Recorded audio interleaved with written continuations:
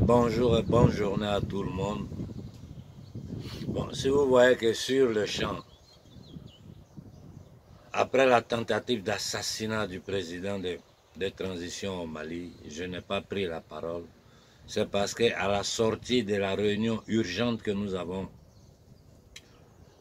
eu, le frère Béhanzin de la LDNA a pris la parole au nom de la LDNA et de la confrérie des frères panafricains. Donc j'ai trouvé inutile que moi aussi je sorte faire une autre déclaration. Si je prends la parole ce matin-là, je la prends parce que c'est-à-dire nous les Africains, nous minimisons tout. Les choses se passent sous nos yeux, nous ne nous rendons même pas compte de ce qui se passe. Je vais vous dire ici, je vais vous dire que dans ce même mois-là, moi je sais même les dates exactes.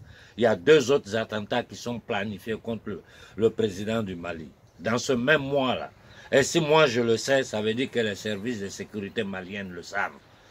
Donc ils feront ce qu'il faut pour déjouer ça. Et ne pensez pas qu'ils vont s'arrêter là.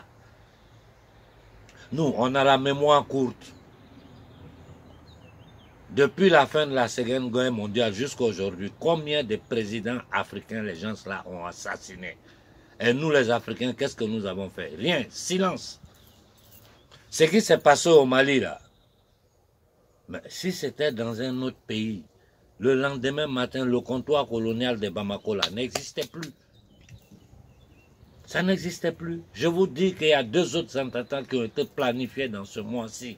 Moi, je connais même les dates. Et si je le sais, c'est que les services de sécurité maliens le savent.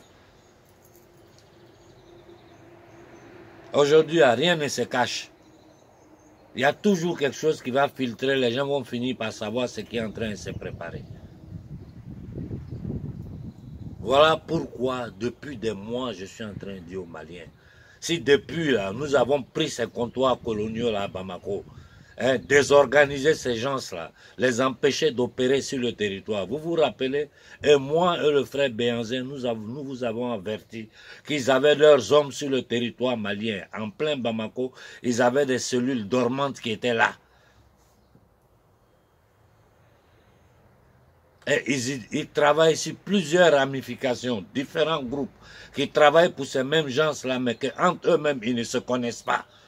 Ces gens-là, ils ont un mode opérant, disent que si tu ne connais pas le système, tu ne peux pas, n'oubliez pas une chose, la chose la plus grave qu'ils vont essayer de faire, en dehors de toutes les tentatives qu'ils vont faire pour tenter d'éliminer le président Koïta. Ils vont utiliser le Fonds monétaire international, la Banque mondiale, l'ONU, pour faire tout genre de pression sur le gouvernement malien. Ils vont utiliser les fausses institutions africaines, la CEDEAO, l'Union africaine, pour faire pression sur le gouvernement malien. Mais nous là, qu'est-ce que nous voulons? Nous sommes là, on tue nos parents au Burkina, à la frontière du Burkina, des massacres partout, matin, midi et soir. Ils tentent d'assassiner nos chefs d'État, et puis personne ne réagit. On est là, on est dans des bavardages inutiles. Les gens sont dans des problèmes de partis politiques. Quand tu vas leur demander quel est leur programme de parti politique, ils ne peuvent pas te répondre. Parce que ce que nous disons là, ils ne peuvent pas répéter ça.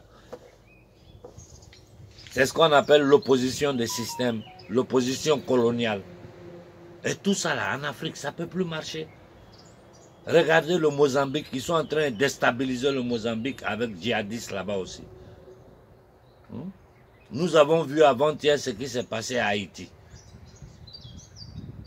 Nous voyons ce qu'ils sont en train de tenter de faire à Cuba en ce moment, avec ces révolutions-là. Toujours le même système, affamer un peuple, l'affamer, serrer les boulons de l'économie, affamer le peuple jusqu'à ce que le peuple se lève contre le gouvernement.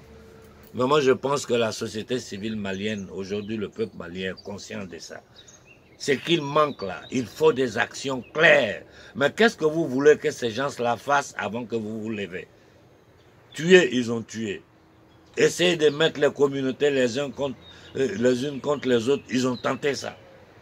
Aujourd'hui, ils sont dans le désert avec ces fous de Balbec là, des groupuscules. tous les soldats du monde entier, des milliers de soldats, avec toutes les technologies militaires. Ils sont dans le Sahel là-bas, des petits groupuscules de gens qui circulent dans des 4x4 avec des motos. On ne les voit pas, malgré les drones, les satellites et tout ça. Mais que les gens arrêtent de se foutre de notre gueule. Pendant ce temps, dans les parlements africains, les gens votent quoi? Ils votent les mariages entre les PD, ils vont pouvoir adopter les enfants.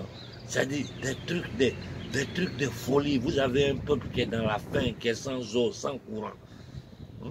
Tshisekedi qui va demander pratiquement à la France de venir s'installer.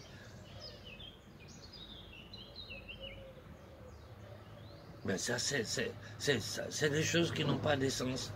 C'est des choses qui n'ont pas de sens. Le petit débit, tu veux collaborer à la France, tu finiras comme ton père. Il a collaboré avec eux. Quand au dernier moment, il dit non, ce que vous me demandez là, c'est trop, je ne peux pas là. Ils l'ont tué.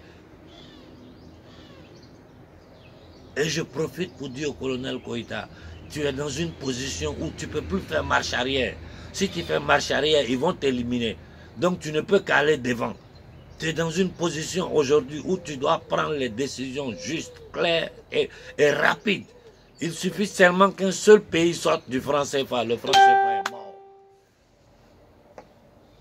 Les gens parlent de non jusqu'en 2027. Donc, c'est-à-dire jusqu'en 2027, ces gens-là vont continuer à prendre 450 milliards de dollars chaque année sur les Africains. Après, ils disent c'est eux qui vont venir nous aider économiquement.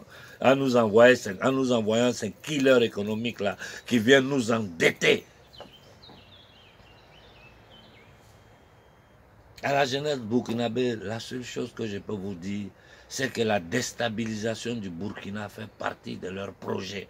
Il faut déstabiliser le Burkina à tout prix. Donc si vous voulez déjouer ça, si vous voulez contrecarrer ce plan diabolique pour déstabiliser, pour balkaniser, pour mettre du désordre au Burkina, vous savez ce que vous devez faire. Aux jeunes du Niger, je vous dis la même chose. Votre pays sera la base arrière maintenant. Qui est sous le contrôle des Américains. Les Français vont envoyer une bonne partie de leurs militaires, tous les Occidentaux, et puis à partir de là, opérer sur toute la bande sahélo-sahélienne, déranger les Maliens. Vous ne pouvez pas vous asseoir, regarder Bazoum, vendre votre avenir comme ça, vendre votre uranium pendant que l'eau potable, vous n'avez pas pour boire.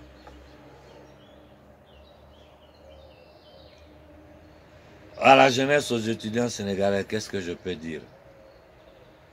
J'ai apprécié le discours de Sonko. Voilà le genre de discours que les nouveaux dirigeants africains doivent mener. Mais je dis aujourd'hui encore à la jeunesse sénégalaise, vous n'êtes pas en train de mener ce combat-là dans le bon sens. Le combat là, c'est pas Macky Sall. Macky Sall, il ne représente rien. C'est un bouki, c'est un domestique en leurs mains.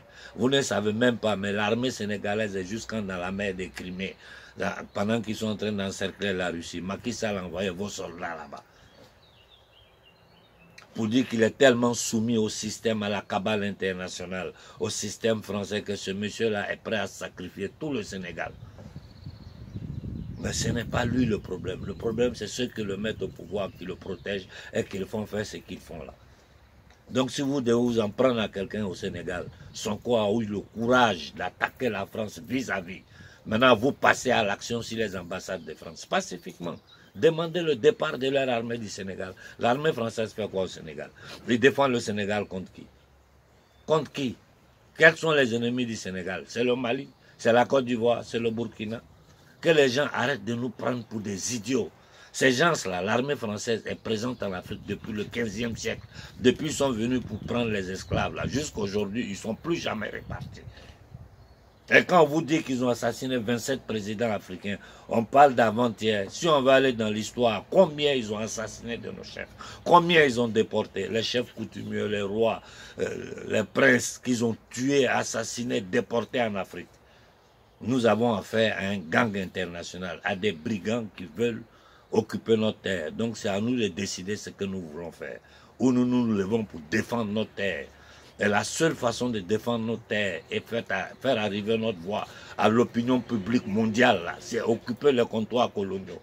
Parce que c'est ça le symbole de l'occupation sur notre territoire. Occuper les comptoirs coloniaux, demander leur fermeture, le départ immédiat de tous les soldats étrangers de l'Afrique. Nous-mêmes, nos armées vont s'occuper de ces groupuscules-là. Vous allez voir qu'en peu de temps, avec la logistique donnée par exemple par des pays comme la Russie, nous allons finir avec cette histoire-là. Il faut abolir tous les contrats coloniaux, sortir immédiatement du franc CFA. Et puis arrêter de nous faire infantiliser par ces gens-là, par ces bandits internationaux. Voilà ce que j'avais à dire ce matin. Bonne journée à tout le monde.